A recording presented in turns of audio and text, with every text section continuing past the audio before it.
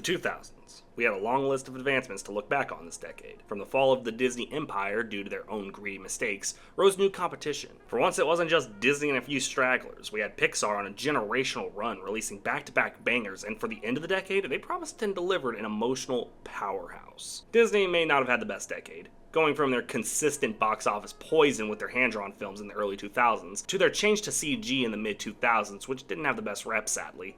But they promised one last swan song for hand-drawn animation. In the late 90s, Disney's next direct competitor, DreamWorks, had a bit of a rocky start, but by the early 2000s, they were pumping out a variety of films that ranged in quality but also in style. DreamWorks never had a style, and that was very obvious with the film they'd release at the turn of the decade. And then we have the others. With the help of the legendary Henry Selick, we saw the debut film of a company known as Laika, who delivered one of the easily best of the year, a debut that would go down in history.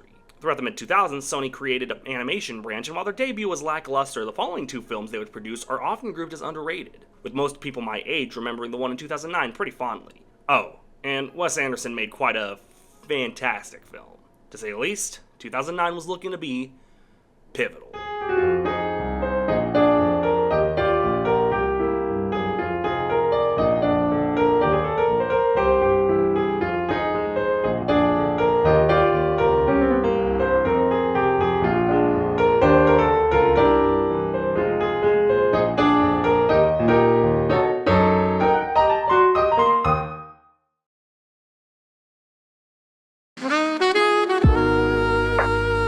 Pixar's release was one of the most groundbreaking. Up. Well, let's get the dislike source out of the way. I like this movie, but that's about it. Shut up! Yeah, I gotta admit, if I had a major Pixar hot take, it would either be that I actually somehow enjoy how bad Cars 2 is, and that Up is just a good Pixar film in my opinion. Not bad, I have to stress that. This is really a good film. For me to call it bad, that's just wrong, and that's not what I'm doing. But the 2000s definitely had a turning point in Pixar's history, as they ran a generational decade. When I compare Ratatouille or Monsters, Inc. or The Incredibles, I think Up works on a different level than those films.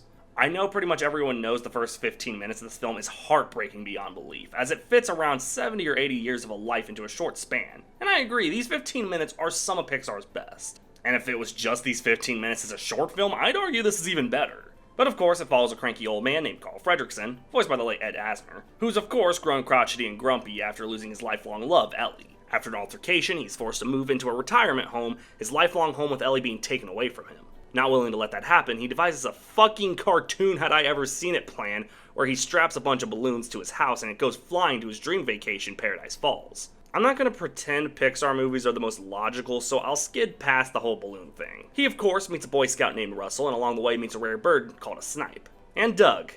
We'll talk about Doug. They work together to make their way to Paradise Falls, and a guy who shouldn't be alive still when you consider timeline issues comes in, and it's childhood hero of Carl's, which once again contradicts how the whole 70 years thing happened. I'm getting ahead of myself. I'll give this film compliments, obviously. None of the characters, for as easy as they were to make such, come off as annoying or overdoing it. Russell clearly is just a passionate kid about his scout group. That's a common thing with people in that group. Kevin doesn't even talk, but somehow is the funniest main character. And even Carl, you don't really feel is just being a jerk because he's old. He lived a whole life loving someone just for her to leave. You can relate to that. There is only one character I didn't care for, and we'll get to him. And no, it's not Doug. You probably heard me say it like that and thought I was gonna hate on Doug, but no, I actually give credit. This went against the mold that sadly plagued a good deal of Pixar films at the time. Around halfway through the decade, Pixar realized, oh shit, kids watch these movies too. Not every character in these movies can be complex and relatable. Sometimes you just gotta have a comic relief, which makes no fucking sense to me. Most of the characters in Pixar movies are already funny. It's like adding Seth Rogen to a comedy as comic relief. There's no reason! Oh, we'll get to him. But Doug is not in that lineup of unnecessary comic relief because he's not very prominent. He's funny when he's given screen time, but it's not the focus, and I do give credit that they don't overdo him like Mater. I also give, this is one of the prettiest Pixar films of the decade. Next to Ratatouille, I think this is my favorite visually, at least of the 2000s. The balloons flying into the air and lifting the house, mixing with one of the best Pixar scores, definitely helped this become a cemented Pixar all-time classic scene. Also, take a look at this alpha dog and tell me you don't expect him to be voiced by Arnold or Jean-Claude Van Damme or someone like that. Hell, that's what they did with a very similar looking character in the underrated Furry Haven Road Rovers. Colleen makes me think bad things. Listen to his voice. No. Soon enough the bird... Not kidding, that is one of the funniest jokes Pixar has ever told. because it takes forever for us to hear his voice, and that being the big threatening alpha voice is just hilarious. I also really like the ending. Pixar was always good at getting the message across in this era, and I give that they really did good here. So, that seems I have no complaints. Why do I think this is okay? Well, my friends, I don't care for the third act. It's not horrible, it's not even bad, it just has a few too many cliches I don't care for in animated films. Carl lashing out at Russell and Doug, there's a twist villain, and oh, I have notes there. Even for as cool as the final fight can be, it's not nearly as impressive as something like in Monsters, Inc. or even The Incredibles. And all that was the Fantastic Four beating up a robot in the city. This is somehow an old man fighting another old man on a Zeppelin, and it's not that it's uninteresting, it's that outside of one nice callback to earlier in the film, it doesn't do anything for me. And I'll just say it, I don't care for the other talking dogs. This is why I gave credit to Doug for being so funny, because outside of Alpha, these dogs are not that funny. Maybe that's just me, though. Outside of their reaction to getting tricked, that's pretty funny. But when they're flying the little planes, yeah, that's cute, but it's nothing I hadn't seen before. Shit, one of the oldest cartoons, Snoopy, did it 60-some years ago. And yeah, let's talk about Charles Muntz. I'm not joking when I say in all the other Pixar films of this decade, there has not been a more useless character in a story. Even the fucking Elvis car had purpose. Charles Muntz is of course Carl's old childhood icon. He watches films and strives to be an adventurer because of him. That's great. Two problems. Outside of a select few times, he's never that prominent. Even when Carl first goes on the adventure, it's not like Muntz was the reason. The reason was he mollywopped a construction worker. So him just suddenly being in this movie could only have one fucking solution. He's the villain, and I'm not gonna lie, I have no idea why there's a villain in this movie. If you cut out Muntz entirely, you would miss almost nothing. The Zeppelin is cool, but I prefer that they just focused on the house going through the natural stuff like they kinda did in the first half. Maybe that's just my takeaway, and I know I've lost all of you by now, but for my money, Up is still a good movie, a great movie even. There's a reason people like it, and while I might not entirely love it to that extent, I still see the appeal. It's an emotional powerhouse, and my problems should just be seen as my personal nitpicks. Please understand that. Let me take care of that for you. Get away from our mailbox! Sir, I don't want you to touch it!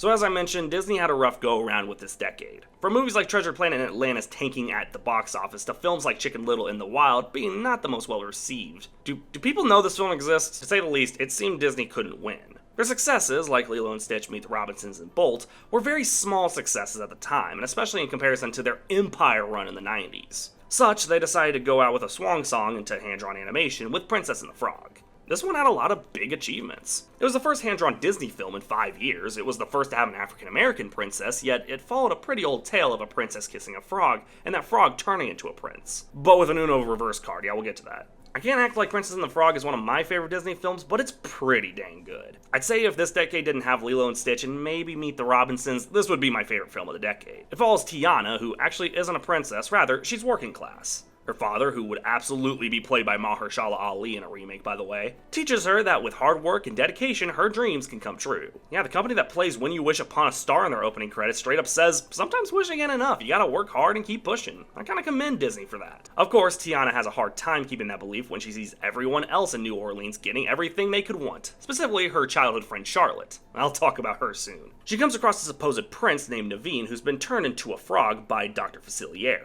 voiced by the king of voice actors himself, Keith David. Thinking she's a princess, Naveen kisses Tiana only for her to turn into a frog as well. She goes on a journey through the bayou of New Orleans and learns to love Naveen. There are so many good things in this movie. Do I even have to say how good Keith David is as the villain?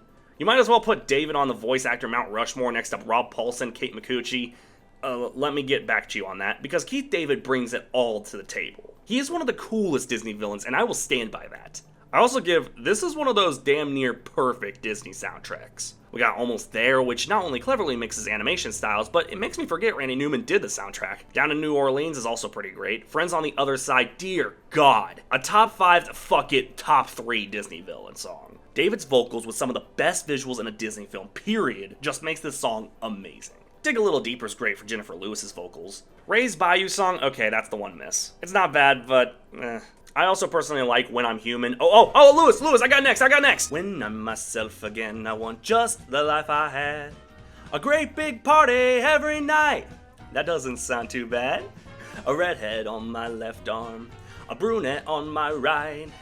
A blonde or two to hold the candles. Now that seems just about right. Hey Lewis, life is short when you're done, you're done. We're on this earth to have some fun, and that's the way things are.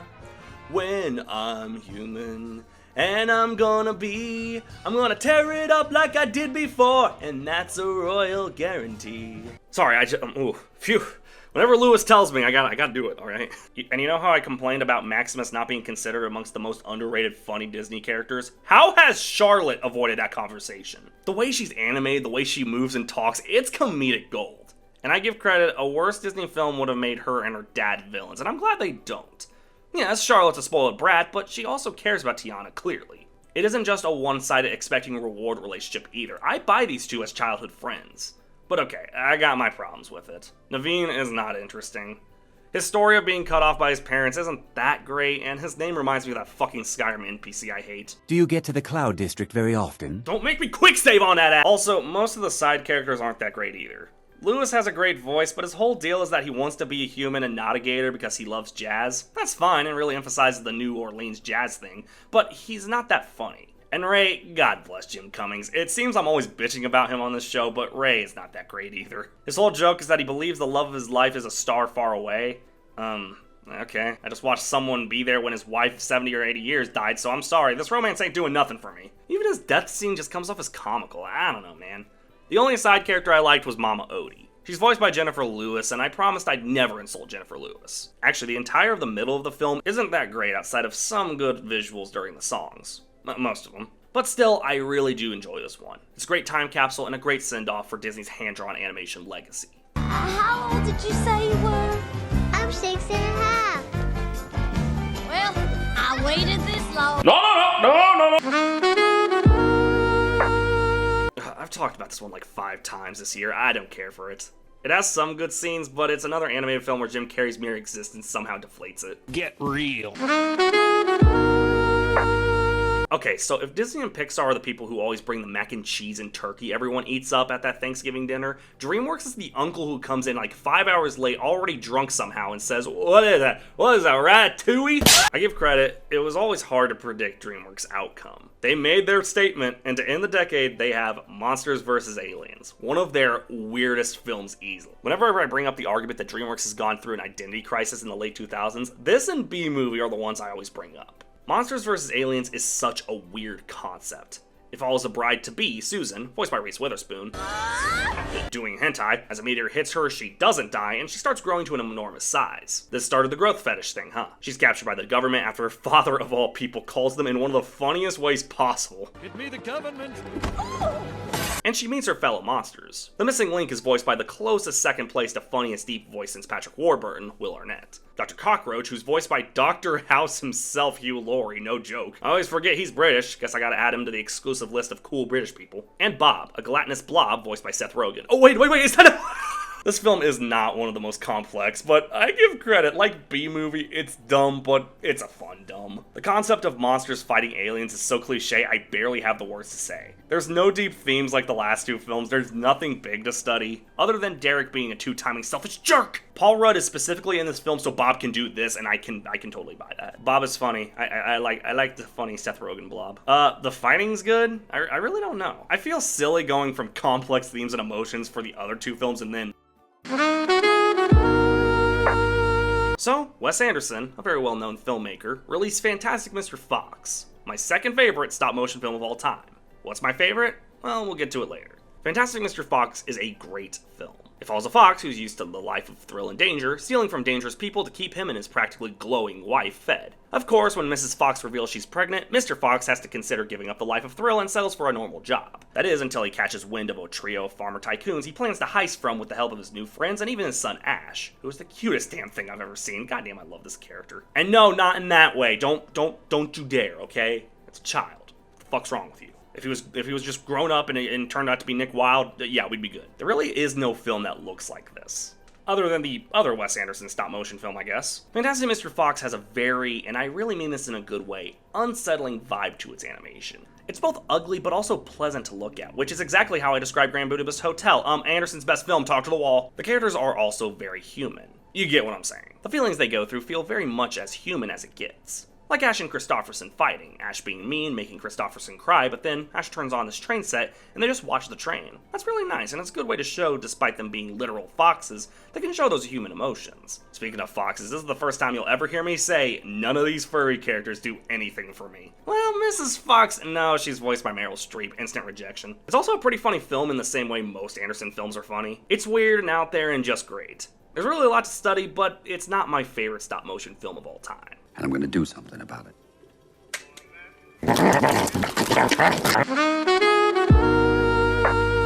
Well, it's not Coraline either. Yeah, despite this arguably being Laika's best film, Coraline isn't my #1 stop-motion film. But it's still a damn good film. Following a little girl named Coraline who's unhappy with her life recently and such, finds a portal to another world, the underworld, sorry. Don't make me cool, security. The other world where her life seems to be perfect. Too perfect. It turns out there's a dark secret to this other world and Coraline needs to escape. I don't think it needs to be stated how downright horrific this film is.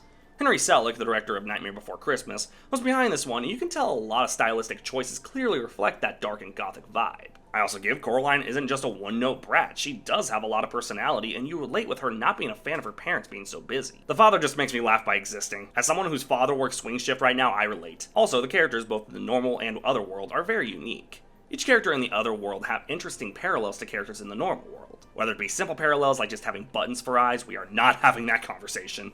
Should I do the Coraline PS2 game for licensed games? We got Wybie, who's absolutely one of my favorite characters, right next to Keith David as the cat. Oh my god! Also, there's a song by They Might Be Giants, and I'd usually call that a sin, but it's actually really catchy. And I usually don't give my 2 cents on popular theories, but this one really messes with me, so I'm gonna do it. A popular theory with this film is that Coraline never escaped the other world and was tricked by Other Mother. There's weird things that don't add up in the end. Now, I'm gonna go ahead and say, I absolutely agree with this theory. It's not only insanely dark to think about Coraline still being trapped in that horrible place, but the weird coincidences add up. For me, it's stylistic, dark as hell, and truly the definition of PG. No need to. This piano plays me. Ugh.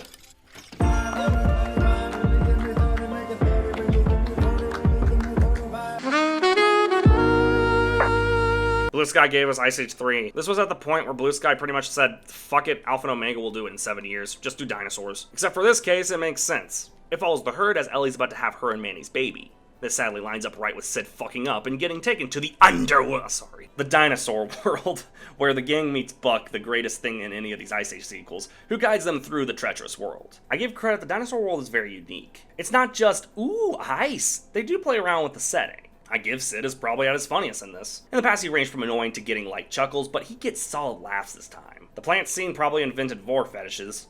The dinosaurs are pretty cool. Yeah, I don't got much. It's a good film, definitely my favorite Ice Age film. If I had an issue, it's the usual Blue Sky shit. Some scenes that aren't too funny, but it's not as bad as Kiss Your Ice Goodbye. I like it, but that's about all there is. 9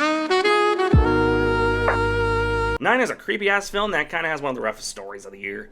Yeah, it's kind of my basic issue with 9. While visually this film has shit-your-pants stuff that you wouldn't expect any less from a PG. Oh, this was PG-13, okay. And it goes that extra PG-13 mile, but the stories and characters are probably the weakest. Each of them have numbers as their names, and despite having a stacked cast outside of Elijah Wood's character, and yes, I consider this as an alternate timeline to Lord of the Rings, none of them really leave an impact. The story also gets really confusing at times. And the ending is definitely not my thing, but I hear that's the thing that divides most on the film. With that, the visuals keep this film stellar. I don't love it, but I don't hate it either.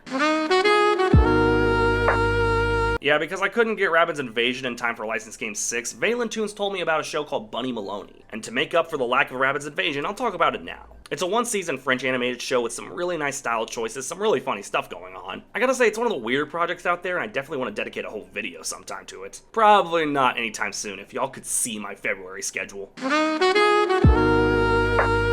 Yeah, it's crazy to believe it's been over a year since I talked about the second film in 2013 in animation.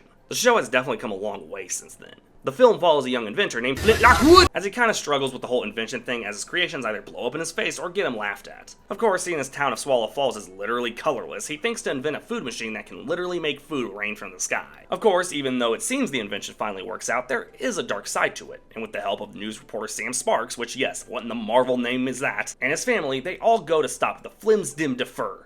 Yeah, I'll get to the humor. Flint is a very likable main character. He's voiced by Bill Hader, which I'm convinced he can't play a bad character in something. Flint isn't just an outcast inventor, he very clearly has a reason to want to invent. He wants to add color to this dull life he lives in. Also, this design of his father is a design I'm pretty sure goes for most animated fathers you don't want to upset. The father's also very likable and believable in his position. A lesser film would make him too much like Buck Cluck and have him constantly judge Flint, but it's clear by the first scene with him that it's not him wanting to bog Flint down. He just wants Flint to have a reliable future. Most fathers are like that. Shit, you think when I told my dad, hey, I want to make videos for a living, he just welcomed that shit with open arms? He had 2 strokes at the mere thought of me making money anywhere but a factory.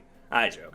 But that's what separates Tim from Buck Cluck, or a lesser father. They do good to show his side of the argument alongside Flint's, not just showing Chicken Little's side and Buck constantly berating him. Mr. T is a character in this, and he's the greatest character of all time. The guy who made an Amy Winehouse corpse cake for a Halloween party voices Steve, and he gets some good laughs. I also give this town as very unique. If you told me there was a society in the ocean who worshipped sardines, I'd assume most of them look like this. Speaking of looks, my god, this film is gorgeous for 2009. The Burger Storm scene has stayed with me years later for a good reason. Look at it. I give this was the first really good looking film from Sony Pictures. This was the first to do it all. Stories, visuals, characters, and it all works.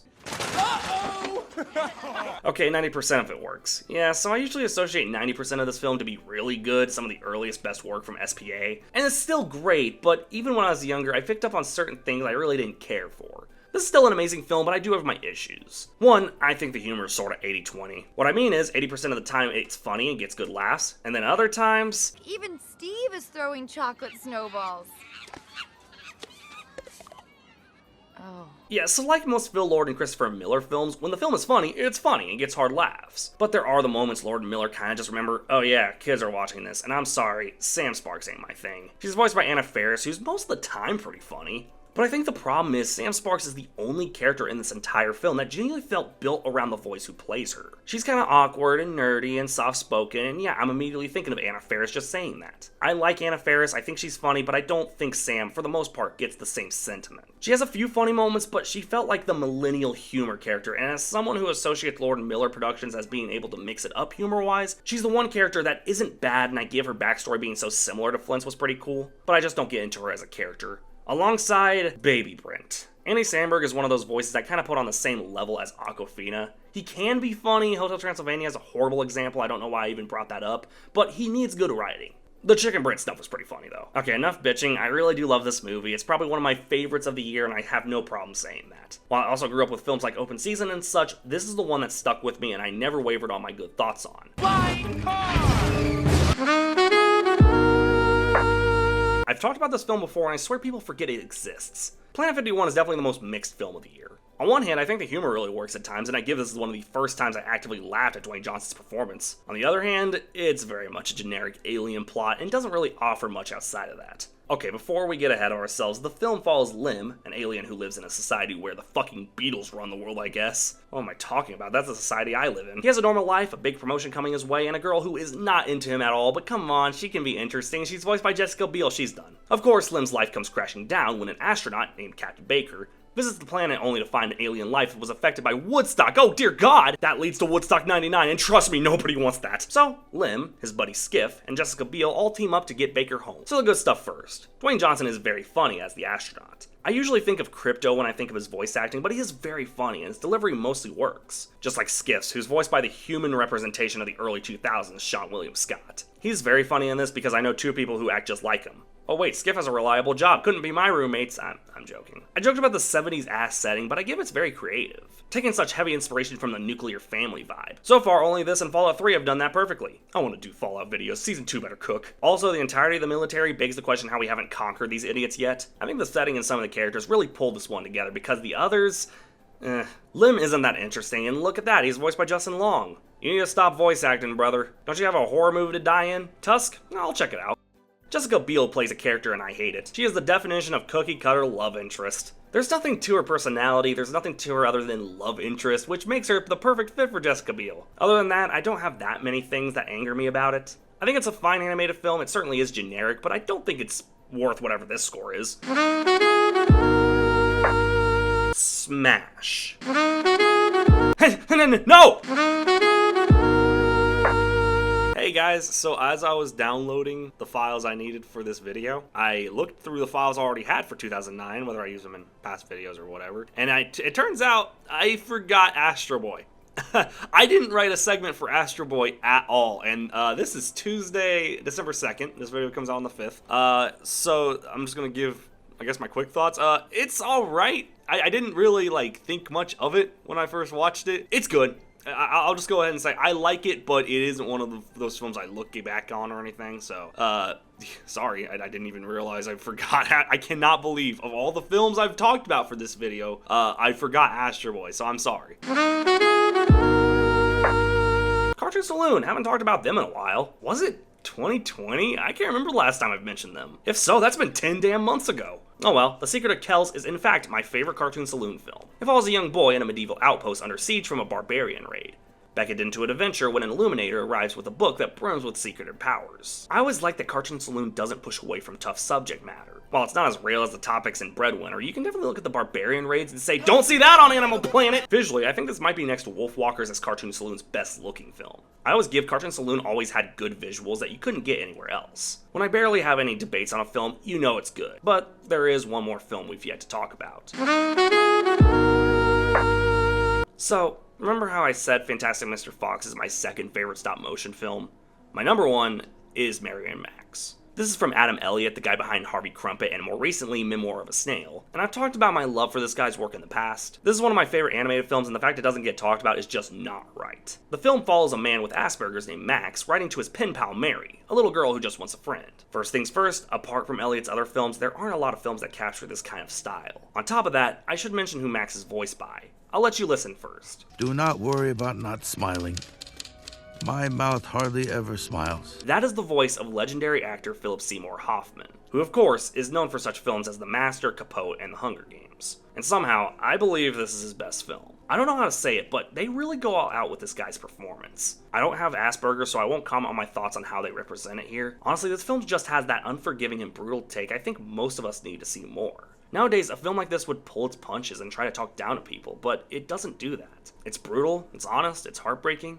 It's a story that to this day I think about. I want to hear from any of my viewers who may deal with Asperger's or autism. I want to hear your guys' take. Because at the end of the day, that is what this series is for. To give my personal thoughts on these films, sure, but my highlight isn't even writing my thoughts. It's seeing your guys' takes, seeing what you guys think. Do you agree with me? Will I agree with you? That is what's so beautiful about this series. I like doing my other shows too, Every Game, License to Game, the Tubi series, but none of them offer what this series offers. Seeing what you guys have to say makes my day knowing it's because I started the conversation. I've been doing this series monthly for over a year now, and it's wild to me that it's grown to be inarguably my best series. Truly, to me, the best part of doing this show isn't the review and isn't the skits or the humor, it's you guys. And that is what makes this series, in a word, pivotal.